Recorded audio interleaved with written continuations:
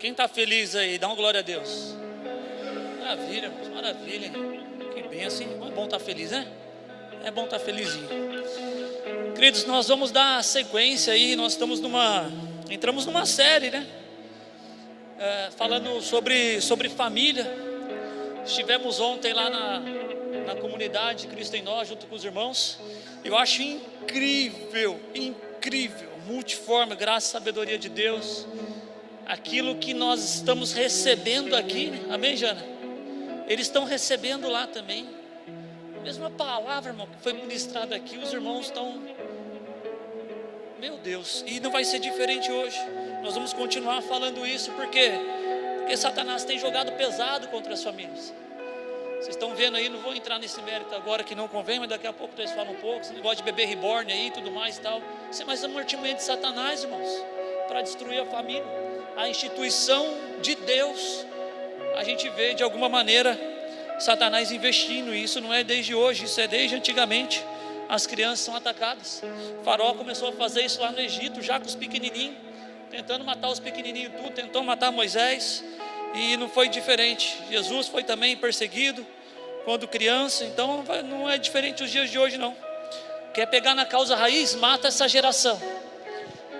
A raiz onde Satanás vai investir é nos pequenininhos. Nos pequenininhos. Ele vai investir pesado, e tem investido pesado nos pequenininhos, mas nós somos a igreja de Deus, amém? Nós estamos aqui de bobeira não, irmãos, não podemos ficar de bobeira não. Então eu vou pedir para você primeiramente ter um pouquinho de paciência com o pregador. Eu prometo que você vai entender a mensagem, até o final você vai entender a mensagem, e Deus vai falar com você de uma maneira hoje fora do comum, amém? Amém? Cutuca o irmãozinho do lado e fala aí, ó, papai vai falar com você hoje, pode falar. Aí pergunta para ele assim, você está preparado? Está preparado? Tá? Pergunta com vontade, você está preparado? Tá? Porque às vezes não está. Às vezes veio meio dormindo, meio cansado. Pessoalzinho que gosta de dormir tarde, né? Amém? Glória a Deus, né? Mas tudo bem, isso é para outro momento. Então abra sua Bíblia comigo no livro de Gênesis, capítulo 22. Nós vamos ler um trecho um tanto grande de Gênesis 22, e depois nós vamos folhear um pouquinho. Gênesis 22, do 1 ao 18.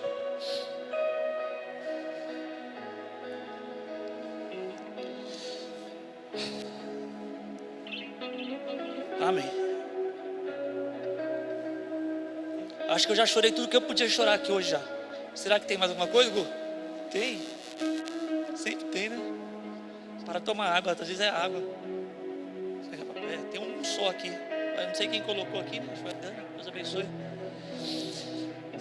Amém? Passado algum tempo, Deus pôs Abraão à prova. Repita comigo: Deus pôs Abraão à prova, dizendo-lhe: Abraão. Ele respondeu: eis-me aqui. Então disse Deus: tome o seu filho, seu único filho Isaque, a quem você ama, e vá para a região de Moriá. Sacrifique ali como holocausto num dos montes que lhe indicarei. Na manhã seguinte, Abraão levantou-se, preparou o seu jumento, levou consigo 2 dos seus servos, Isaque seu filho. Depois de cortar a lenha para o holocausto, partiu em direção ao lugar que Deus lhe havia indicado. No terceiro dia de viagem, Abraão olhou e viu um lugar ao longe. Disse ele a seus servos: fiquem aqui com o jumento, enquanto eu e o rapaz vamos até lá. Depois de adorarmos, voltaremos. Abraão pegou a lenha para o holocausto e colocou nos ombros de seu filho Isaque, e ele mesmo levou as brasas para o fogo. Repita comigo, por gentileza. E colocou nos ombros de seu filho Isaque, e ele mesmo levou as brasas para o fogo. Amém. E a faca. E caminhando os dois juntos, Isaque disse a seu pai Abraão: meu pai. Sim, meu filho, respondeu Abraão. Isaque perguntou: as brasas e a lenha estão aqui, mas onde está o cordeiro para o holocausto? Respondeu Abraão: Deus mesmo há de prover o cordeiro para o holocausto, meu filho. E os dois continuaram a caminhar juntos. Quando chegaram ao lugar que Deus havia indicado, Abraão construiu um altar e sobre ele arrumou a lenha. Amarrou seu filho Isaque e colocou sobre o altar em cima da lenha. Então estendeu a mão e pegou a faca para sacrificar seu filho. Mas o anjo do Senhor chamou do céu: Abraão, Abraão. Eis-me aqui, respondeu ele. Não toque no rapaz, disse o anjo. Não lhe faças nada.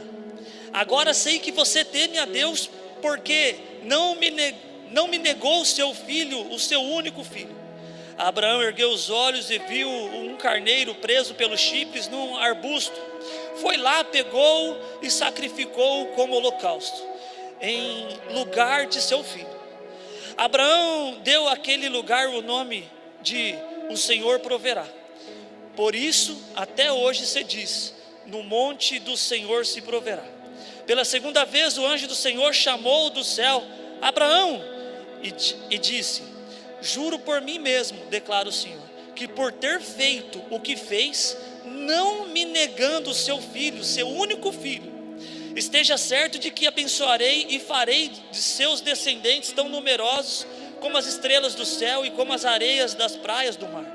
Sua descendência conquistará as cidades dos que lhe forem inimigos, e por meio dela todos os povos da terra serão abençoados, porque você me obedeceu.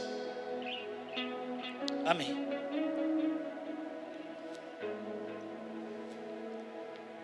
Senhor Jesus, essa é a tua palavra, Deus. Deus, eu oro para que a tua palavra ela entre com profundidade, ó Deus, na mente, no coração, na alma, na divisa, Deus, das juntas e medulas, ó Deus, dentro do osso, ó Pai, dentro da vida de cada teu filho que veio aqui ouvir a tua palavra, Senhor. Em nome de Jesus, ó Deus, ministre sobre esses corações, Senhor. Jesus, é o teu Espírito que convence, é o teu Espírito que nos edifica, é teu Espírito, ó Pai, que se move dentro de nós e através de nós. Encontre morada nesta noite, ó Deus, nesses corações, Senhor. Coloque os seus anjos neste lugar, ó Pai. Em nome de Jesus eu peço a Ti, Senhor, coloque os seus anjos neste lugar para acampar, para livrar as mentes, os corações, Deus, para que todos sejam saciados da Tua palavra. A Tua palavra nos transforma, ela nos sacia. Jesus, essa palavra é mais doce que o mais puro mel, Senhor. Em nome de Jesus, ó Deus, fale, ó Deus, no nosso íntimo, no nosso ser, ó Pai. E de todos, ó Pai, não deixe ninguém escapar, Senhor. Em nome de Jesus eu te peço, te louvo e te agradeço. Amém. Amém. Irmãos, hoje eu passei a tarde inteira no santo desespero. Jesus amado, tenha misericórdia. O que o Senhor quer comigo? Hoje o desespero tomou conta da minha casa, de mim, e eu fiquei desesperado, passei o resto da minha tarde inteira. E Deus falou muito comigo nessa palavra. E Pedro, não se incomode não. Se na quarta-feira você que estava aqui e ouviu, você não se lembrava da ministração, eu fico envergonhado, mas eu preciso falar. Eu preguei no domingo e esqueci na quarta. Não, vamos rir para não chorar, né, irmãos? Cá entre nós, né? Como é que pode ser pregar no domingo e esquecer na quarta-feira? Algo de errado não está certo. É claro que depois eu fui lembrando, né? Mas, pelo amor de Deus, ou memória. Isso não acontece com vocês, tá, irmão? É só comigo e com o Pedro só. Então fique tranquilo aí. Compareça no GC, vai ser edificante para a sua vida, para a sua alma, e você vai ser um crente fortão. Você não vai ser um meia boca não, vai ser máquina. Amém? Quem foi edificado na quinta-feira no GC lá? Dá uma glória a Deus aí. Amém? Amém? Amém. Foi bênção demais. Bênção demais. Queridos, antes de nós entrarmos na mensagem, eu queria falar um pouquinho sobre a vida de Abraão. E quem não conhece ainda Abraão, hoje vai conhecer um pouquinho mais do nosso chamado pai na fé. Deus chama Abraão, a sua descendência, chama a todos, a sua família, lá em Gênesis capítulo 12. E ele chama Abraão e fala: Abraão, você vai sair de uma terra e você vai peregrinar por uma terra que eu ainda vou te mostrar. Você nem sabe para onde você vai, mas mete marcha, sai da sua casa. Sai da sua casa, sai da sua parentela E eu vou ter um particular com você, Abraão. Eu vou te mostrar, eu vou te guiar, eu vou dirigir, eu vou tomar conta de tudo. Você só precisa me ouvir e me obedecer. E Abraão ouve a voz do Senhor e obedece ao Senhor. Então ali no comecinho de Gênesis 12, quando vai falando sobre o patriarca Abraão, nós vamos ver que Faraó, num determinado momento, encontra com Abrão. Abraão, ele passa a ser Abrão. Ele, antes de ser Abraão, ele se chama Abrão. Sara, sua esposa, antes de se chamar Sara, ela se chamava Sarai. Eu acho que é assim que se pronuncia, ou Sarai. E Deus, lá na frente, depois, a gente vai falar sobre isso, muda o nome deles. Então, no momento é Abrão, depois vira Abraão, mas é a mesma pessoa. Então, Abrão toma Sara, sua mulher, e vai com ela ouvindo a voz de Deus. Num determinado momento se encontra com o Faraó. Eu vou fazer um overview, um resumo muito bem simples, tá bom, irmãos? Porque quando a gente caminhar, à medida que a gente for caminhando, vocês vão entendendo, eu prometo a vocês. Então, Abraão pega a sua mulher Sarai, depois vira Sarai. Pega Sarai, e ali ele tem um particular com a Sarai, encontra com o Faraó. Faraó toma a mulher de Abrão nesse momento, essa própria Sarai. E aí, nesse momento, Deus fala com o Faraó, e aí avisa Faraó: olha, essa mulher que você está com ela já tem marido. Ela é mulher de Abrão. E envia ali umas pragas e dá um susto em Faraó. Faraó vira para Abrão e fala para ele: rapaz, por que você me enganou e fizeste isso comigo? Por que me permitiu que viesse tamanha praga sobre mim, pegando a mulher que é sua, tomando a mulher que é sua? E aí, no meio disso daí, ele devolve Sarai para Abrão. Deus faz uma promessa. Ele promete no mínimo 3 vezes para Abrão que iria fazer da descendência de Abrão uma grande nação. Vou fazer de vocês uma grande nação, vocês serão abençoados, vocês vão ser uma nação muito grande, uma nação muito próspera, vocês vão ser abençoados, e está tudo certo, eu vou cuidar de vocês. Só que Abrão, ele já estava velho, já estava ficando de uma idade avançada. E ele, por estar sendo de uma idade avançada, e a sua esposa também, começa a olhar para Sara e olhar para Abraão, começa a olhar para o outro e falar assim: acho que vai dar ruim isso aí, porque falou que é da nossa descendência que vai vir uma grande nação. E entenda, irmãos, nós estamos falando da descendência e da árvore genealógica de Jesus. Então daqui vem a família de José. Daqui vem a família de José. E Deus, com a sua infinita sabedoria, já enxergava tudo isso, mas não revelava para Abraão todo o seu plano, tudo que ele tinha que fazer, enfim, tudo que iria acontecer ao longo dos séculos ali, né, daquele período.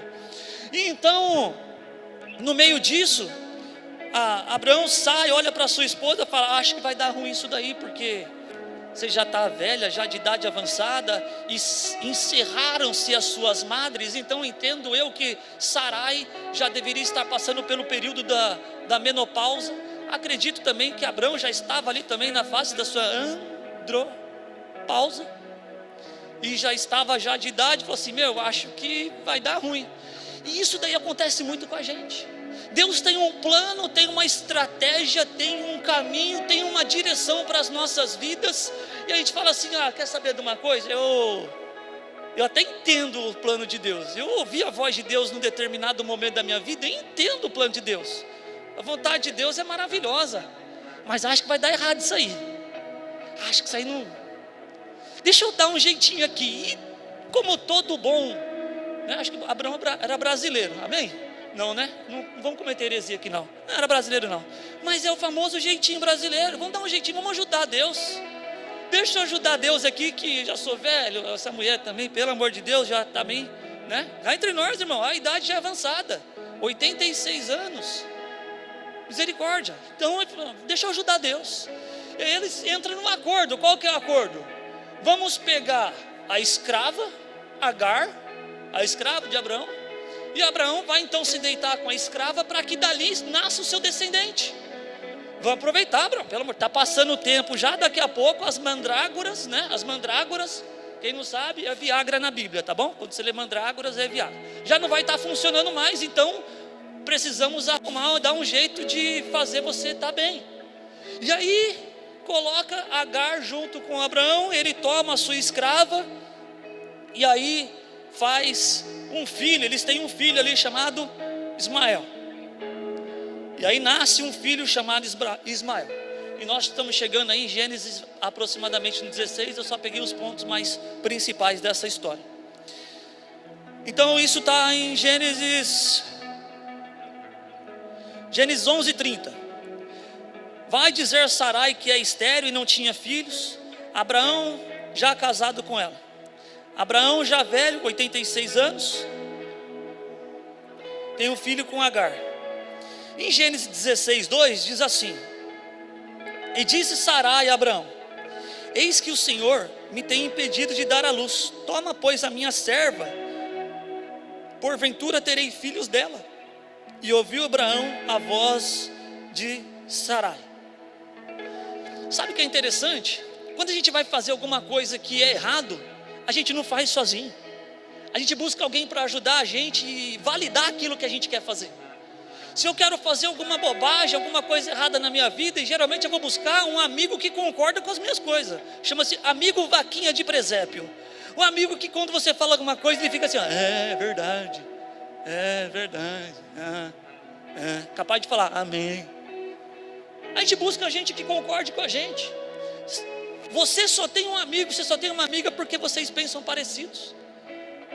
Ninguém vai andar, aliás, como andarão dois juntos se não estiver de comum acordo? Então, Sara vira para Abraão e fala assim, ó, já estamos né? Já está passando o tempo nosso.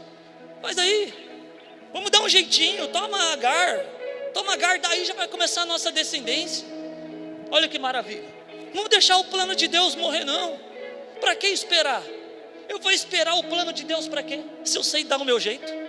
Por que eu vou esperar o plano de Deus se eu também sei fazer o que Ele falou que vai acontecer? Eu sei fazer. Quem sabe agora não é hora? Vamos meter o pé. Vamos fazer, está na hora. Essa é minha hora. Quem concorda comigo? Diz amém. Eu vou lá com a pessoa. Ela que concorda, eu vou, não, mas é outra que concordou? Não, você não concordou, então deixa eu ir falar com você. Não consultaram ao Senhor. O Senhor falava com eles. E eles não consultaram o Senhor. O Senhor estava na direção e no controle de tudo.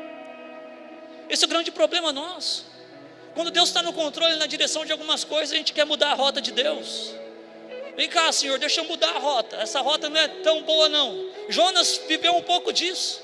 Deus tinha uma rota para Jonas e falou, vai lá para Nínive. Eu falei, rapaz, não vou para Nínive não. Não vou para Nínive não. Quase afundou o barco dos barqueiros lá.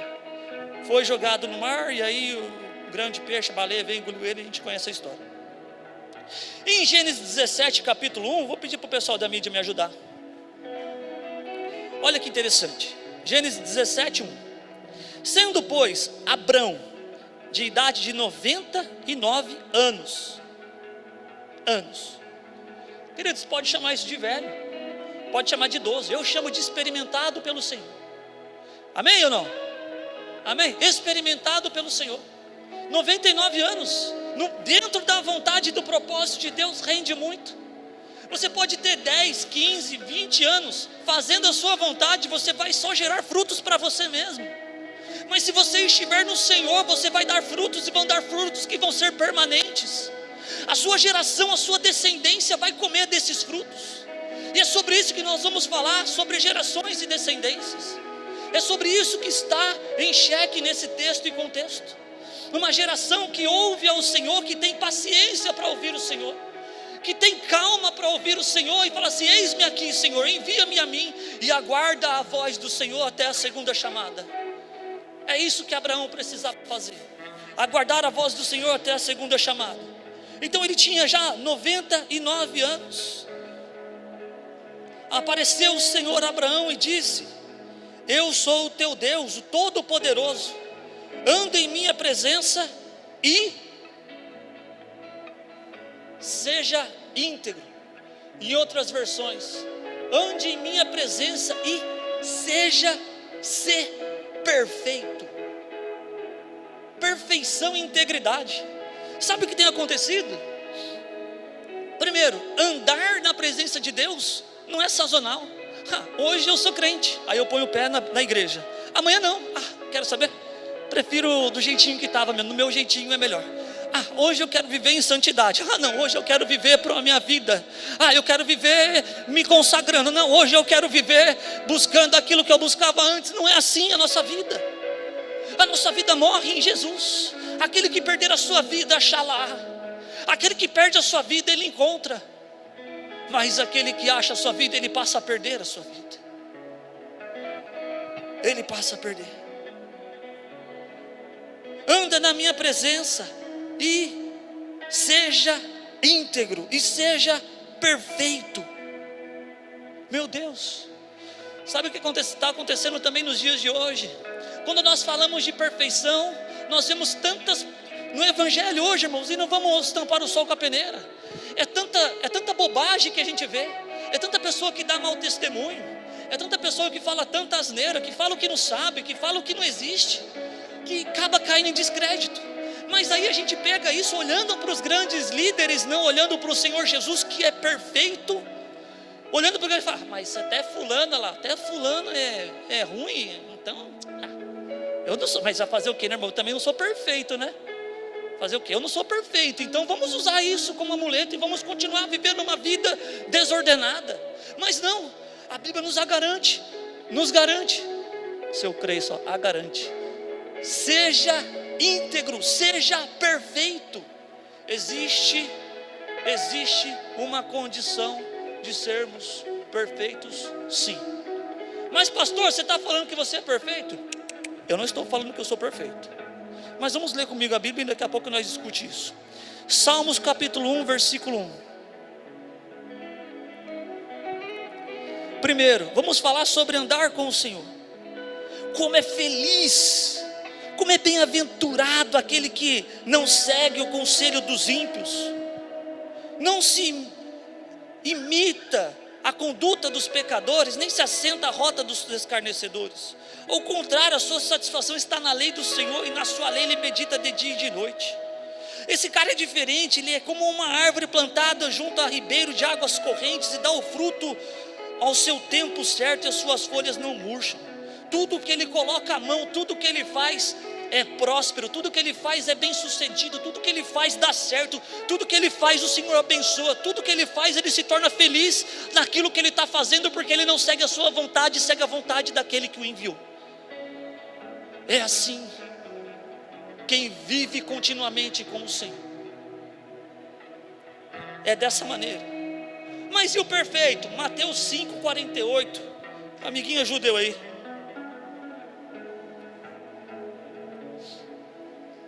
Mateus 5,48. Portanto, vocês devem ser perfeitos, como é perfeito o Pai Celestial de vocês. Mas, portanto, busquem a perfeição. Busquem a perfeição. Continuamente. Nós caminhamos uma luta e lutamos uma luta até uma estatura de perfeição. Naquele grande e glorioso dia, quando o Senhor nos virá dos ares e levará a sua igreja junto com Ele, e nós teremos os nossos corpos glorificados. Tudo que é imperfeito se tornará na plenitude perfeito. Mas enquanto isso não chega e nós não estamos na perfeição do Senhor, nós caminharemos de glória em glória, buscando este padrão. Este padrão. Nós precisamos reconhecer que nós não somos perfeitos, tudo bem, mas nós precisamos reconhecer que existe um caminho da perfeição, e é por isso que entra a graça e a misericórdia de Deus, e é por isso que a graça de Deus é a causa de nós não sermos consumidos. Por quê? Porque nós sabemos que existe a perfeição, nós sabemos que existe o certo. A Bíblia diz que aquele que sabe que tem que fazer o bem, o certo, o aprovado por Deus e não faz, nisso está pecando. Nós sabemos que existe um padrão do certo e de errado. O que é certo? O que é errado? Vamos falar sobre isso com mais profundidade já. Vamos continuar em Gênesis 17, versículo 2.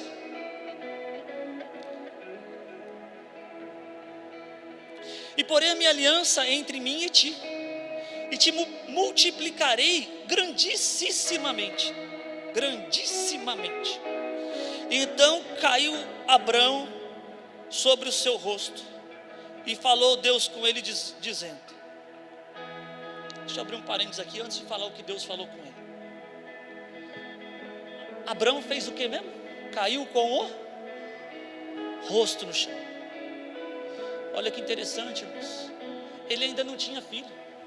Se eu não me engano aqui, já era a terceira vez que Deus falava que ia fazer dele uma grande nação. Daqui a pouco a gente chega em Isaac, no sacrifício de Isaac. Mas falou que iria fazer dele uma grande nação. E ele já ficando velho, e o tempo já passando, e o tempo passando. Abraão vai ter Isaac com 99 anos de idade. E o tempo foi passando, e o tempo foi passando. E aí Deus fala novamente com ele. Abraão, não se esqueça. E porei a minha aliança entre mim e ti, e te multiplicarei grandissimamente. Deus, Ele é imutável. Ele é transitório, mas Ele é imutável. Ele não muda. Quem muda somos nós. Nós mudamos de humor com o frio, com o calor. Nós mudamos se estiver doente ou se estiver bem, se estiver triste, se estiver alegre, se estiver com ciúme, se não estiver com ciúme, se estiver brigado, se não estiver brigado, a gente muda. O nosso humor, ele oscila. A nossa personalidade, ela também oscila. Meu Deus, mas Deus não. Deus, Ele é imutável. Ele não muda, não há sombra nem variação de dúvida sobre o caráter de Deus. Então, quando Abraão ouviu isso, bateu um temor no coração de Abraão.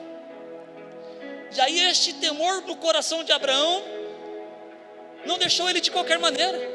Eu ouço pessoas dizendo assim, cara, eu tenho um temor tão grande de Deus, e parece que está falando sobre a receita do miojo. É só colocar 2,5 copos de água numa panela, deixe ferver, e então... Não, eu não vejo nas escrituras um homem que tem temor a Deus e fala que está temendo a Deus, que ele fique de uma maneira comum. Eu não vejo nas escrituras um homem que tem o temor a Deus, que é o princípio da sabedoria, em seu coração, não em sua boca. Ele tem temor a Deus em seu coração. Quando o Senhor fala com ele, ou quando ele ouve a voz do Senhor, acontece alguma coisa com ele. Por hora um tem o seu rosto transfigurado, por outra hora o outro rasga as suas vestes, em outra hora o outro se joga com o rosto no chão. Por quê? Porque o temor de Deus está sobre a vida dele. Outro chora, outro grita, outro fica desesperado. Nas escrituras, os homens que têm temor a Deus, que temem ao Senhor, ele se comporta de uma maneira diferente. Então, depois que o Senhor falou com ele, colocou o seu rosto em terra. Isso também é um sinal de rendição. Qual foi a última vez que você teve uma rendição ao Senhor? Qual foi a última vez que caiu uma lágrima dos seus olhos em rendição a Deus? Qual foi a última vez que você se desesperou de amor pelo Senhor? Qual foi a última vez que você colocou o rosto no chão e no pó? Qual foi a última vez que você se humilhou? Humilhai-vos na presença de Deus. Humilhai-vos perante o Senhor. É o que diz a Bíblia em 2 Crônicas. Nós precisamos nos humilhar diante do Senhor. Parece que saiu da moda. Parece que saiu da moda. Isso não saiu de moda. Nós precisamos voltar às velhas práticas. Nós precisamos voltar ao primeiro amor. Nós precisamos voltar a ter o desespero de quando nós nos convertemos e encontramos com o Senhor na primeira vez, e Ele mudou ali, rasgou a gente de dentro para fora, e fez uma cirurgia dentro do nosso coração, abriu o nosso peito, tirou o coração que era o coração duro, era um músculo duro, enrijecido. E o temor a Deus, ele causa isso. O temor a Deus faz a gente virar para o Senhor e falar: Pai, eu pequei contra o céu e contra o Senhor, não sou digno, mas me aceita mais uma vez. Se o Senhor me ama, eu preciso do Senhor. O amor de Deus, ele não se joga fora. Ele não rejeita ninguém, somos nós que o rejeitamos. É nós que o rejeitamos com as nossas ações e com as nossas faltas de ações. Às vezes não é as nossas atitudes que faz com que a gente rejeite ao Senhor. Às vezes é a falta de atitude. Às vezes é a falta de atitude que denunciará o quanto nós rejeitamos ao Senhor, o quanto nós somos indiferentes à sua presença, o quanto nós somos indiferentes à sua palavra que garante que Ele habita em meio aos louvores, o quanto nós somos indiferentes à voz doce e generosa do Senhor.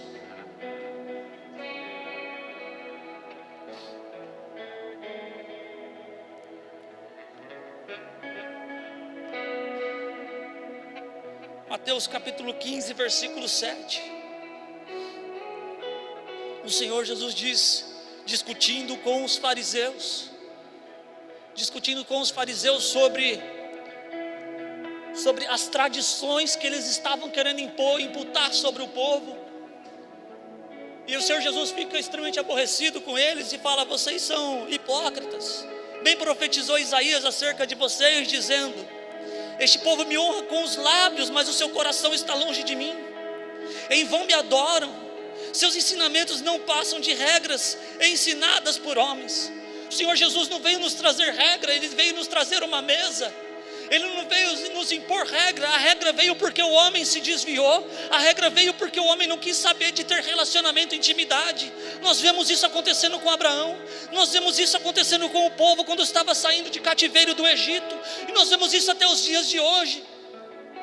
Por quê? Porque Deus busca relacionamento e intimidade, mas nós trocamos o relacionamento e a intimidade por regras. Não, eu preciso ir para a igreja. Eu tenho que ir para a igreja, pelo amor de Deus, eu vou para a igreja faz 20 anos, eu brigo para mim não faltar na igreja. Mas o Senhor Jesus, Ele não quer o Glauco vindo para a igreja, Ele quer o coração do Glauco. O Senhor Jesus, Ele não quer saber se eu cheguei no horário ou não pelaquela porta. Ele quer saber como que eu cheguei por aquela porta. Porque Ele diz: vinde a mim todo mundo que está cansado, está sobrecarregado, está abatido. Não interessa, venham até mim, porque o meu jugo é suave e o meu fardo é leve. Venham até mim porque eu sou manso, eu sou humilde, eu tenho refrigério para a sua alma. Por que as almas estão cansadas? Por que os corações estão abatidos? Falta de temor, falta de intimidade, porque nele eu sou curado. Ele levou sobre si todas as nossas dores, todas as nossas enfermidades. O castigo que nos traz a paz estava sobre ele, pelas suas pisaduras nós fomos sarados. Somos sarados em Jesus. Fomos sarados em Jesus. Bem profetizou Isaías.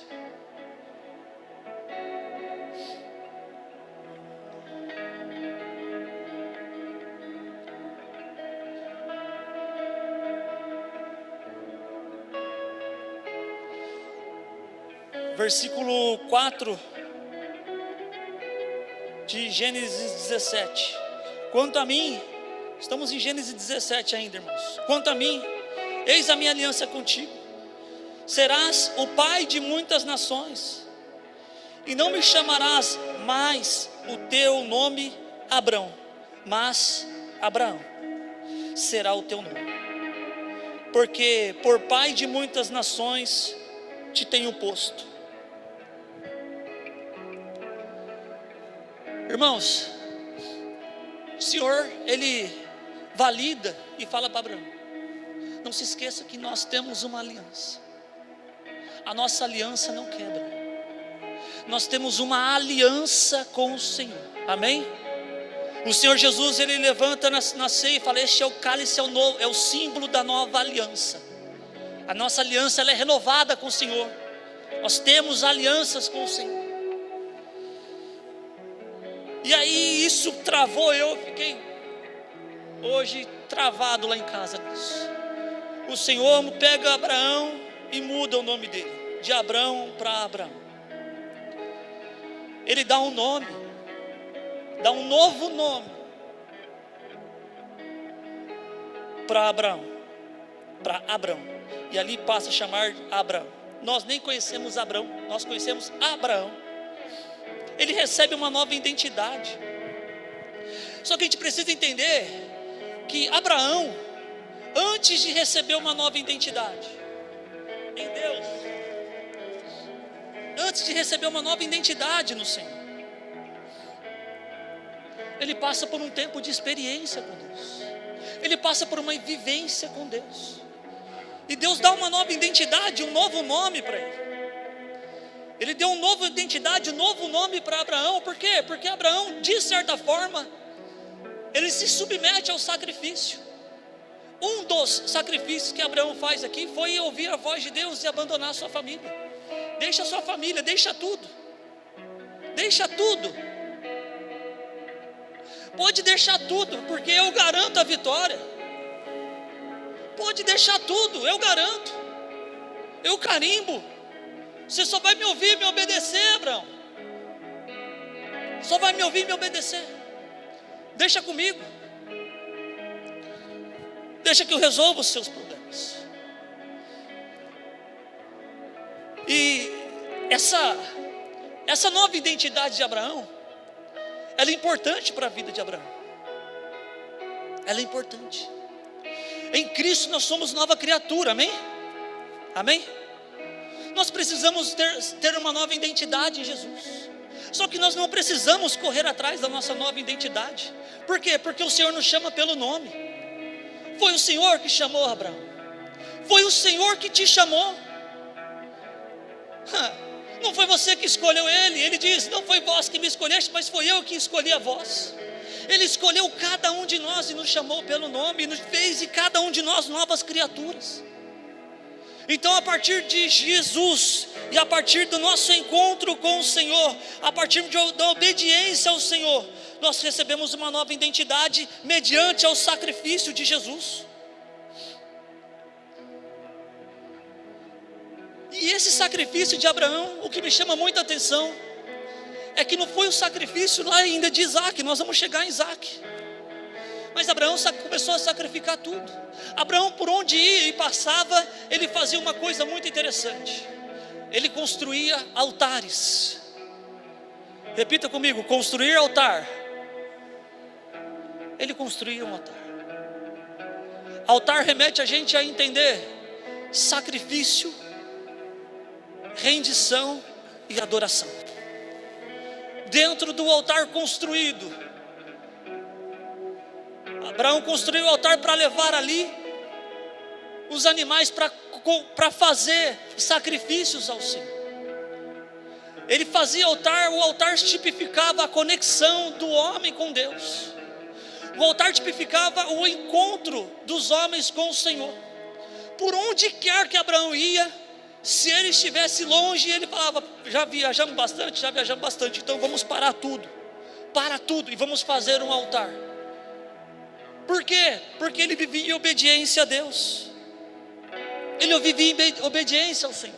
Nós vamos ver mais para frente que o Senhor dá uma ordem para Abraão, agora já Abraão, e falava para Abraão, Abraão, olha, a partir de agora então, você vai circuncidar todos que você comprou como escravos e quem for da sua descendência. Ele circuncida todo mundo, inclusive a si mesmo. Só um detalhe, irmãos, sabe quanto tempo demorou para fazer isso? Um dia, no mesmo dia e na mesma hora. Ele para tudo. Ele para tudo. Ele para tudo porque ele já ouviu a voz de Deus. Ele para a sua agenda, para a agenda da sua casa, para a agenda dos seus escravos, para todo mundo. Agora ou não, o Senhor mandou circuncidar todos, vão ser todos circuncidados. Abraão também dava direção para sua casa e para sua família. Ele precisou dar direção, dar ordem. A ordem agora é para e vamos circuncidar. Para e vamos cumprir o propósito de Deus. Para e vamos obedecer e ouvir a voz de Deus. Sabe o que acontece nos dias de hoje? O Senhor manda a gente fazer algo. O Senhor manda a gente circuncidar. Circuncidar significa consagrar, significa separar para o Senhor. significa guardar para Deus. O Senhor manda nós guardarmos e separarmos algumas coisas para Ele, e nós fazemos igual o jovem rico na história de Jesus. Você assim: Senhor, peraí, deixa eu antes me despedir do meu pai e da minha mãe, deixa eu antes me despedir do meu amigo, deixa eu vender então, deixa eu pensar o que eu vou fazer antes com isso, porque o Senhor está me chamando para um momento de consagração, para um momento de intimidade, e eu não quero, porque eu fico lutando com Deus. Ou eu dou para o Senhor, ou eu pego para mim. A gente precisa saber quem é que vai tomar as rédeas da nossa vida. A gente precisa saber quem é que vai segurar o leme do barco que nós estamos dentro dele. A gente precisa saber quem vai decidir para onde vai jogar as redes. Se é nós ou se nós vamos ouvir o céu e deixar o Senhor nos dar a direção. O Senhor manda circuncidar a todos. Mateus capítulo 10, versículo 37. Quem ama o pai ou mãe mais do que a mim não é digno de mim. Quem ama seu filho ou sua filha mais do que a mim não é digno de mim. E quem não toma a sua cruz e não me segue não é digno de mim. Quem acha a sua vida a perderá, e quem perde a sua vida por minha causa a encontrará. Você está disposto a perder a sua vida? Amém?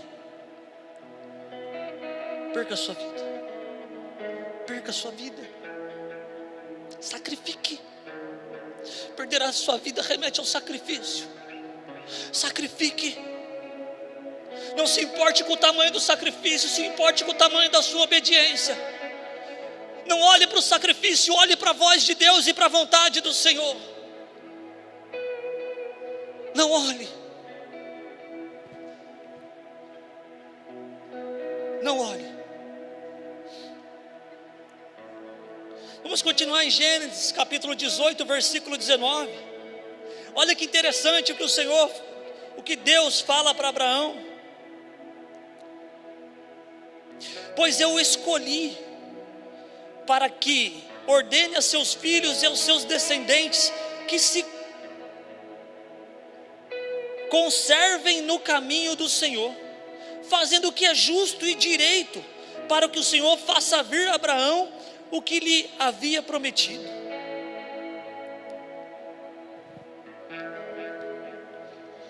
A partir de então, Abraão já não é mais: saia da sua casa, saia da sua família, saia da sua parentela. Agora a história mudou, o caldo engrossou agora, Abraão. Agora o caldo engrossou. Se você achava que sair da sua casa era muito custoso para você, agora mudou um pouco a história. Agora você vai ter que fazer algo, Abraão, que você não está acostumado. Por quê? Porque agora você começa a ter filhos. Você já tem um filho já com Agar, vai ter outro depois com Sara, mas agora você tem com Agar. Então quando o seu filho vir, Abraão, quando seus filhos vierem, você vai ter uma ordem sobre você. Ordene aos seus filhos e os seus descendentes que se conservem no caminho do Senhor, fazendo o que é justo e direito. O reino de Deus não é comida nem bebida, mas é paz, alegria e justiça. A justiça nos persegue. A justiça nos persegue. Não temos para onde ir, não tem para onde correr. Justiça, Abraão. Abraão, agora não é só mais você. Você vai ter que educar também os seus filhos. Eu vi algo no dia de ontem que eu não sabia, e eu achei muito interessante. Quando você vai ter uma pré-seleção para um rabino, para ordenar alguém ou promover aquela pessoa, a maneira que eles fazem é uma maneira muito interessante, muito curiosa. Sabe como que eles fazem, homens? Eles fazem o seguinte: eles chamam ele, o rabino, o candidato a ser, chama seus filhos e a sua esposa. E aí, ao invés deles fazerem perguntas para saber o quanto aquele rabino conhece, eles fazem pergunta para a família. É o quanto seus filhos conhecem a Deus. O quanto a sua descendente tem intimidade com o Senhor. O quanto a sua descendência tem intimidade com o Senhor. O quanto a sua descendência anda com Deus. É o quanto você vai se sacrificar. Quanto mais você se sacrificar, mais a sua família chega perto de Deus. Pastor, mas eu queria tanto que minha mãe viesse, eu queria tanto que meu pai viesse. O quanto você se sacrificou, o quanto você se expôs, o quanto você renunciou, o quanto você perdeu da sua vida, ou o quanto você ganhou dela. Porque a gente não está acostumado a perder, irmãos. Vamos ser sinceros. Nós somos criados e doutrinados desde criança, desde pequenininho, a ganhar. Nós não nos damos bem com a perda. Eu brinco com a filha do irmão Daniel. Ele fala assim: meu pai. Não, é meu pai. É normal. É normal. É normal. Eu me lembro da Letícia, 4 anos. É meu, é meu, é meu. Não queria compartilhar nada com ninguém. É normal. As crianças são assim. O Henrique também. Não quer compartilhar. Segura, esconde, prende. Não, é meu, é meu. E a gente doutrina, a gente faz errado. Se você não fizer isso, eu não vou te dar isso, isso e isso, hein? A gente negocia, coisa que é obrigação deles fazerem, deles conquistarem. A gente fala assim: não, faz isso que eu vou te dar isso, tá bom? Como eu sou um pai bonzinho. Se você for bonzinho, eu vou te abençoar. Não, é meu, é meu. E a criança não é boazinha. Aí o que você faz? Vai lá e dá do mesmo jeito, porque você é um bobão. Desculpa eu falar, irmão. Sou pai, tenho 3. Já fui bobão também. Hoje são um pouco menos. Um pouquinho menos. Um pouquinho. Não. Que isso? Nós não precisamos. Nós não precisamos, irmãos. Por quê? Porque nós e a nossa descendência, e Deus está nos chamando para mostrar para nós que nós temos uma geração para transformar. Nós temos uma geração para discipular nos caminhos do Senhor. E se você tem 99 anos de idade, ainda há fruto para você dar para o Senhor. Que isso? Que história é essa de se calar? Não interessa. Não se cale. Não se cale, porque o Senhor te chamou pelo nome. O Senhor te chamou e te deu talentos e confiou talentos em você.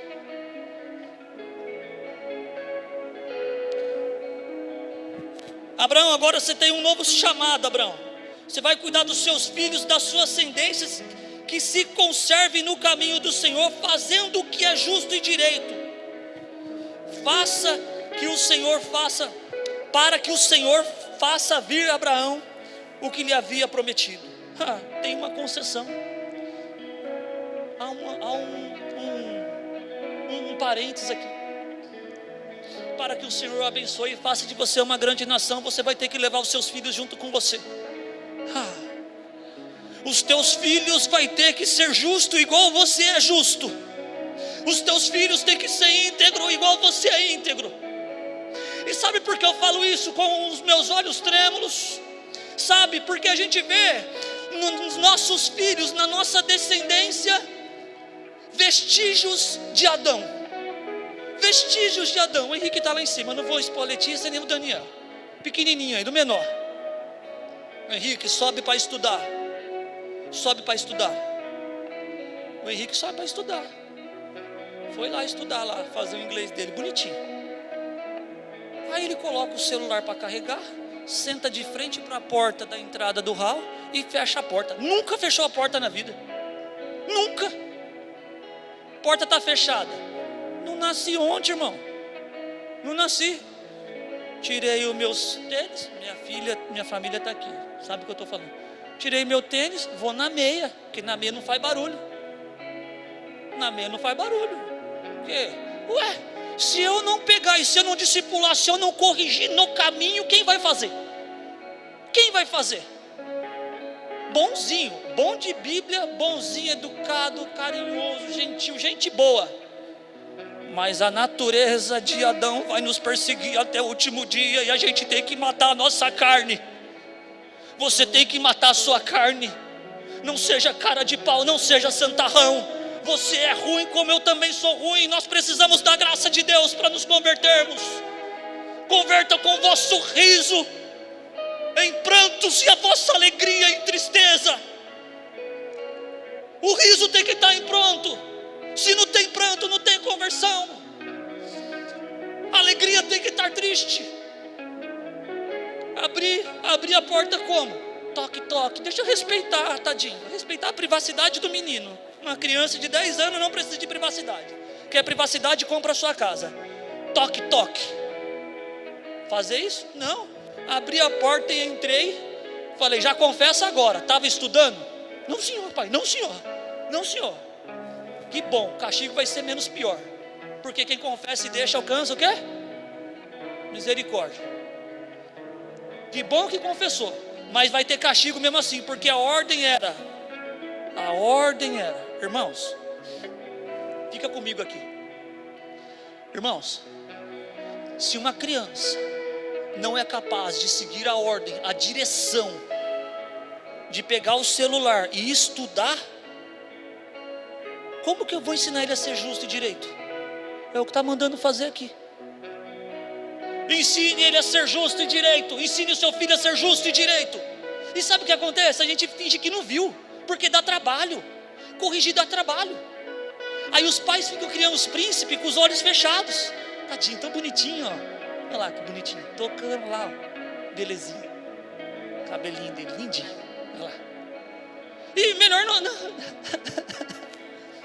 Eu sei que por trás de todo bom coração de um filho generoso existe uma natureza caída e pecaminosa. Amém? Amém?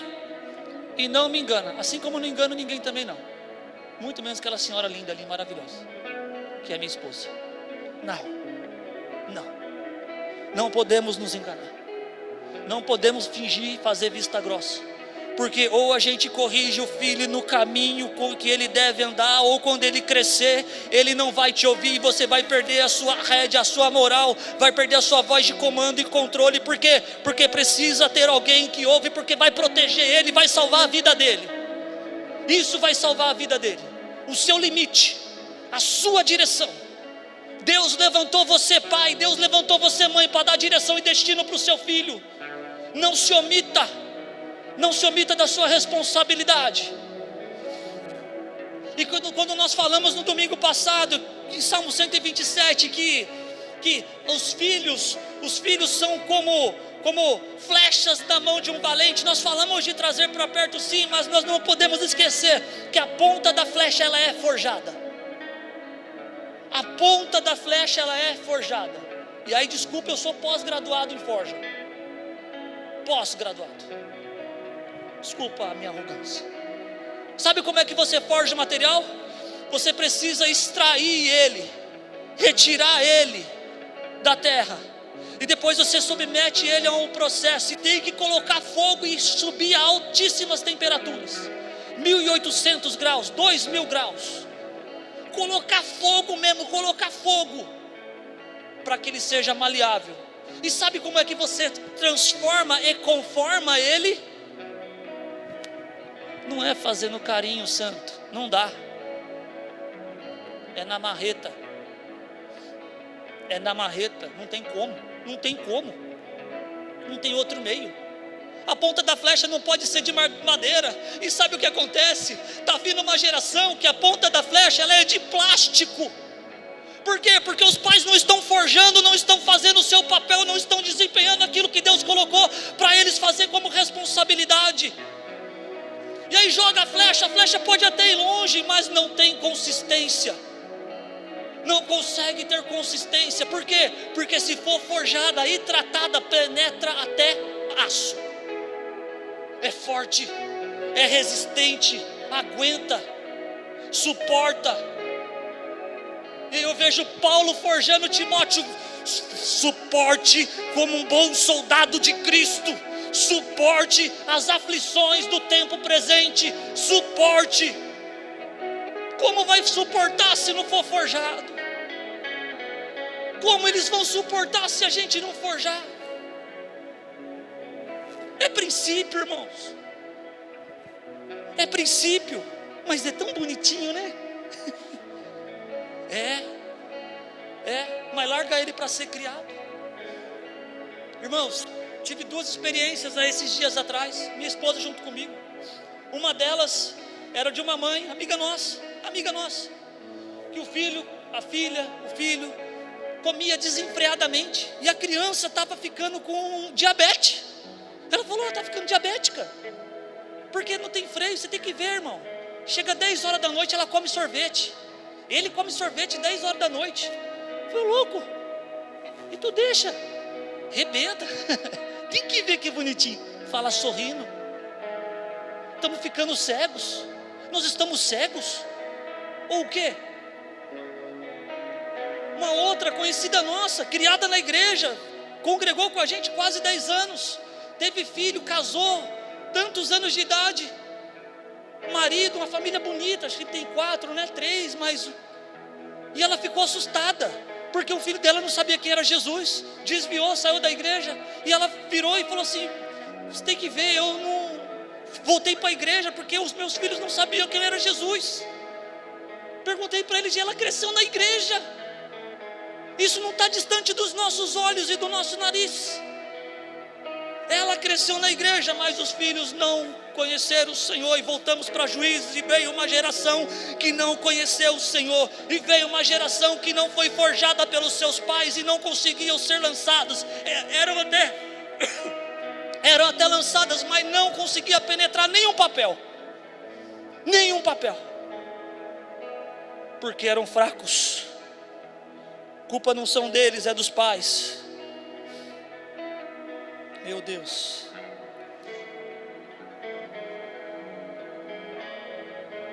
Gênesis 21, capítulo 9. Sara, porém, viu que o filho de Agar, a egípcia, dera Abraão, estava rindo de Isaque, e disse a Abraão: livre-se daquela escrava e do seu filho, porque ele jamais será herdeiro com o seu filho Isaque. Isso perturbou demais Abraão, pois envolvia o seu filho, um filho seu. Mas Deus lhe disse: não se perturbe por causa do menino da escrava, atenda a tudo que Sara lhe pedir, porque será por meio de Isaque que a sua descendência há de ser considerada. Mas também o filho da escrava farei um povo, afinal é seu descendente. Abraão tinha dificuldade de administrar o conflito das duas. Imagine 2 mulheres com o filho de um homem dentro da casa, que bagunça que não era isso. Abraão com dificuldade de administrar a briga, a rivalidade das duas, mas o Senhor é fiel, honrou Abraão, abençoou a descendência dele, abençoou a descendência de Agar também, abençoou a descendência de 2. Deus é generoso, irmãos. Quem não é somos nós. Ele é generoso, Ele deu o seu filho por você. Olha que generosidade é essa. Aleluia. E aí agora que nós entendemos um pouco dessa história de Abraão, um pouco dessa sua vida, dessa sua jornada, pedir pessoal do louvor vir à frente, por favor. Depois de toda essa grande jornada, Deus coloca Abraão à prova.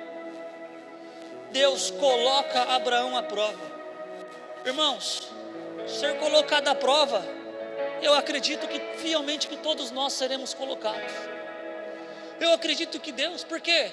Porque Deus quer saber o que está dentro do seu coração. Não, mas Ele conhece meu coração, beleza. Mas como é o nosso coração mediante as reações? As ações eu controlo. Eu escolho vir para cá, eu escolho ir para lá, são ações. Mas e a reação? A reação que eu quero dizer é quando você bate aquele chute na quina da mesa com a ponta do dedinho, sabe? Você fala assim: o santo, santo é o Senhor. Bate, né? Amém, irmãos? Amém? Estava sentado lá, foi sexta-feira, a mesa do irmão lá, sentei, tem uma mesa com o irmãozinho lá em Campinas lá. Eu sentei, eu bati o joelho bem aqui, ó. Eu parei, aí continuei a conversa. Falei: irmão, eu tenho que parar de fingir, está doendo muito.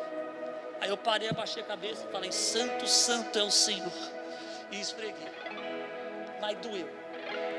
Eu tive que parar a conversa, porque eu não estava conseguindo nem raciocinar, tanto que doía.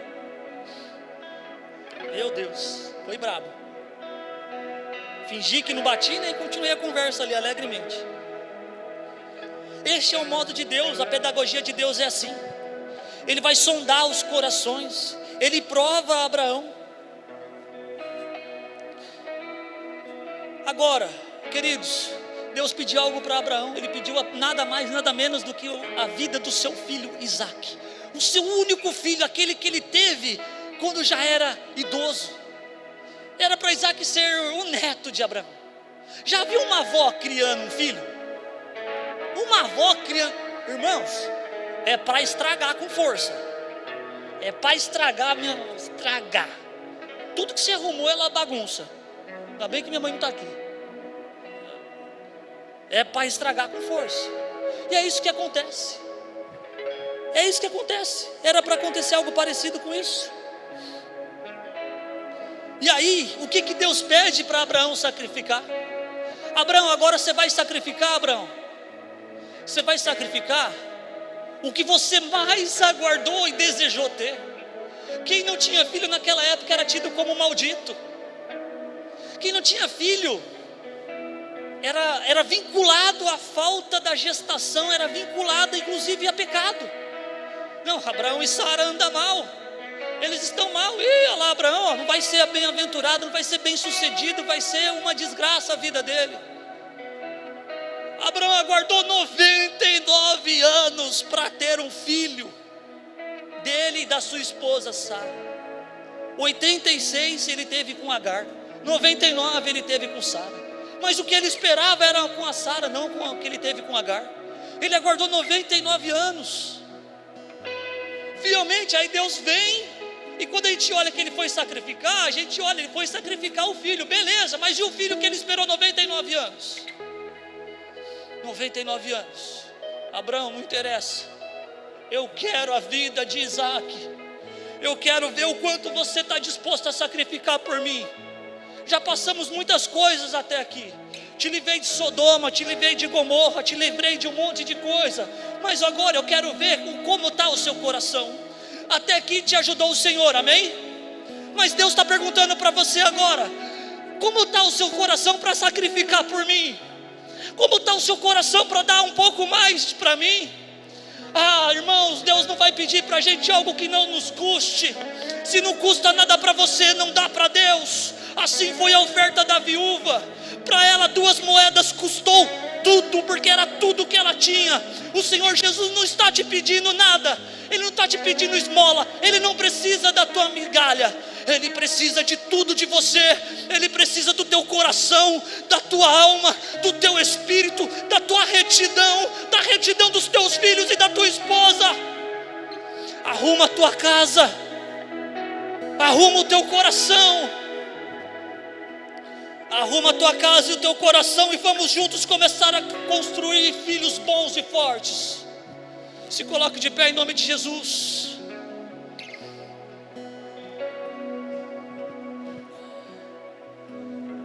Vamos adorar ao Senhor. Vamos adorar a Deus. Ele é digno. Ele é digno. Aleluia,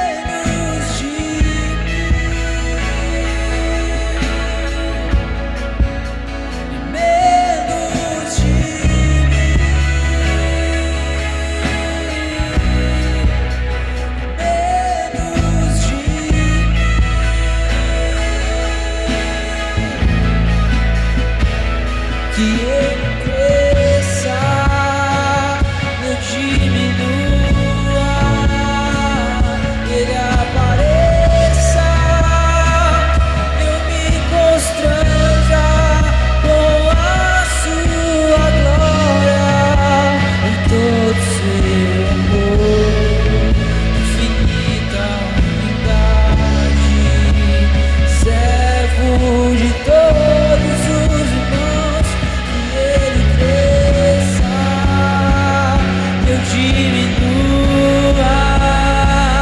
que Ele apareça, eu me constranja com a sua glória e todo seu amor, infinita humildade,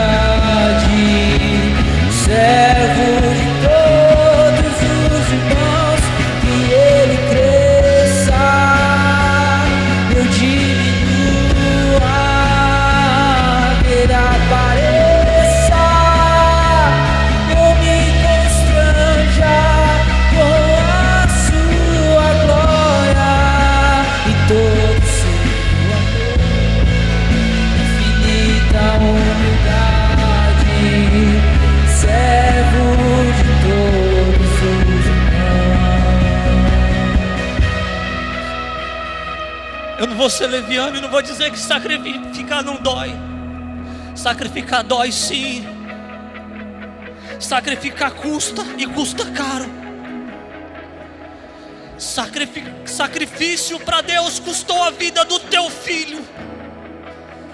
Mas Deus não poupou nem o seu filho do sacrifício. Nem Jesus foi poupado do sacrifício. Lembra lá atrás quem foi que carregou a lenha? O próprio Isaac carregou a lenha. O próprio Isaac teve que colocar a lenha no ombro. Falou: pai, estamos indo para o sacrifício, mas deixa que a lenha eu levo, pai. Vamos sacrificar junto, pai. Põe a lenha aqui no meu ombro. Isaac caminhou. O sacrifício para Isaac custou. Sabe, irmãos, deixa eu pegar aqui um versículo com vocês, porque Deus vai pedir algo para mim e para você, para sacrificar em obediência a Ele. E o sacrifício vai custar algo para a gente, porque se não custar nada, o sacrifício não é sacrifício. Se não custar, não é sacrifício. Dessa árvore genealógica nasceu Jesus. De uma grande nação veio Abraão.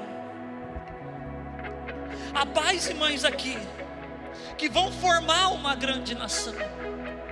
De vocês vai vir muita gente. De vocês ainda vem muita gente. Agora, quem está disposto a criar um filho resiliente como José? Quem está disposto a se sacrificar para gerar um José que foi traído pelos irmãos, jogado num poço, numa cova? Mas ele precisou ser lapidado. Eu creio que por trás da vida de José tinha um grande homem e uma grande mulher, para que José fosse forte e resiliente como ele foi. Quem quer criar um filho, uma filha fiel como Noemi, que cuida da sua sogra viúva e ainda ouve os conselhos dela? Nós estamos falando de um filho humilde. Forja seu filho para ele ser resiliente e aguentar pancada igual José, para que amanhã ele governe um Egito, que ele governe uma nação. Forja ele no dia de hoje. Ou então, quem está disposto a criar um filho e sacrificar um filho para que ele seja um Moisés, que vai libertar uma geração e vai arrastar multidões para atravessar um grande deserto de aflição e de dor. Quem está disposto? Se você não está disposto a ter um filho e forjar esse filho para ser desse jeito, não tenha filho. Não tenha filho. Você está proibido de ter filho. Se não for para tratar o seu filho desta maneira, se não for para educá-lo desse jeito. Quem está disposto a ensinar o seu filho no caminho com integridade, igual foi os pais de Jó. Viste lá, meu servo Jó, homem íntegro, fiel e temente a Deus. Quem forjou este homem para ele ser íntegro a Deus? Quem forjou? Quem forjou o coração de Jó? Quem ensinou? Quem ensinou as leis para Jó? Deus vai exigir de cada um de nós sacrifício. E eu queria fazer um convite a você, em rendição, vir aqui à frente. Você que Deus tem te chamado para fazer sacrifícios diariamente, você tem negado. Deus tem pedido coisas para você sacrificar e você não está. Pastor, Deus pediu para mim sacrificar, sei lá, pediu para mim sacrificar o tigrinho, pediu para mim sacrificar horas no Instagram, pediu para mim me sacrificar um período de jejum ao Senhor, pediu para sacrificar um renovo, pediu para sacrificar e excluir as músicas seculares que eu ouço que falam um monte de bobagem, pediu para sacrificar a minha idolatria a coisas que o Senhor não aprova. Queridos, há idólatras na igreja protestante, há idolatria no nosso meio, sim. Nós não podemos, tudo aquilo que rouba o lugar de Deus, a idolatria, e o Senhor quer que a gente sacrifique a Ele. E aí eu tenho um versículo para você, Romanos 12:1. Rogo-vos, pois, irmãos, pela compaixão de Deus, que apresenteis os vossos corpos como sacrifício vivo, santo e agradável a Deus. Agora o sacrifício é você, é você, é você, é você. Eu rogo que apresentem os vossos corpos como um sacrifício agradável a Deus. O sacrifício para Abraão, para Isaac, para Jacó. Na lei tinha um modelo. Na graça o modelo é maior. Por quê? Porque agora você é o próprio sacrifício. Agora nós somos o próprio sacrifício. Quem se sacrifica agora somos nós. É os nossos corpos mediante ao culto vivo e racional prestado ao Senhor. É este ambiente do nosso culto vivo e racional a Deus.